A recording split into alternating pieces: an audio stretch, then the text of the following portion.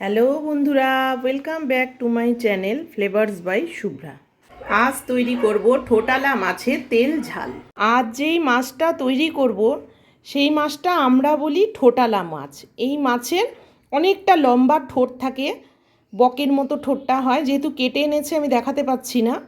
এই মাছের আজকে তেল ঝাল রান্না করব। অনেকে এই মাছকে কাতলা মাছও বলে থাকে। আমি প্রথমে মাছটাকে লবণ হলুদ মাখিয়ে নিচ্ছি।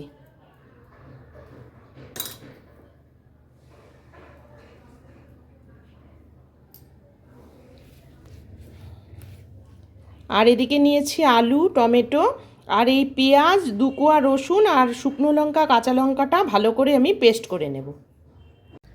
মাছটা তৈরি করার জন্য আমি কড়াই গরম করে নিয়ে সর্ষের তেল দিয়ে দিলাম। তেল গরম হয়ে গেছে, এখন আমি একে একে মাছগুলো ভেজে নেব।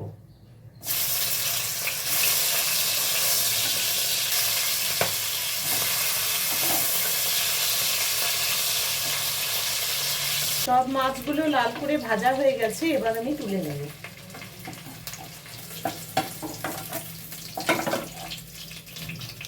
এখন কড়াইতে আরেকটু তেল দিয়ে দিচ্ছি। এবার দেব কালো জিরে। কালো জিরে দিয়ে আমি আলুটা ছেড়ে দিচ্ছি।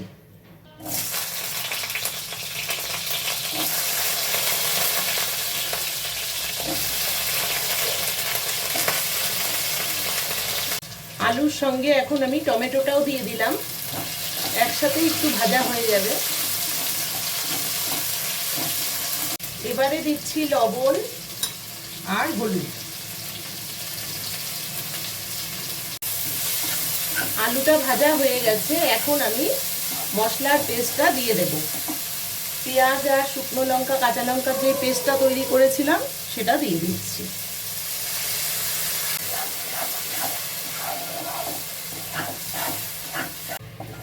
মশলা ভালো মতো কষা হয়ে গেছে, এখন জলটা দিয়ে দেব। এখন আমি কয়েকটা গোটা কাঁচা লঙ্কা দিয়ে দিচ্ছি। ঝোলটা ভালো মতো ফুটে উঠেছে, আরও কিছুক্ষণ হতে দেব। একটু শুকিয়ে আসলে তারপরে মাছটা দেব। ঝোলটা ভালোভাবে ফুটে উঠেছে, এখন মাছগুলো ছেড়ে দিচ্ছি।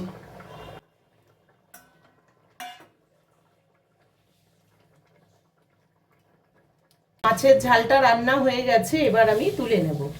তোমাদের যদি এই মাছের তেল ঝাল রান্নাটা ভালো লেগে থাকে তাহলে ভিডিওটিকে লাইক করো, চ্যানেলটিকে সাবস্ক্রাইব করো, আর যারা ফেসবুক পেজ থেকে দেখছো তারা পেজটিকে ফলো করে দিও।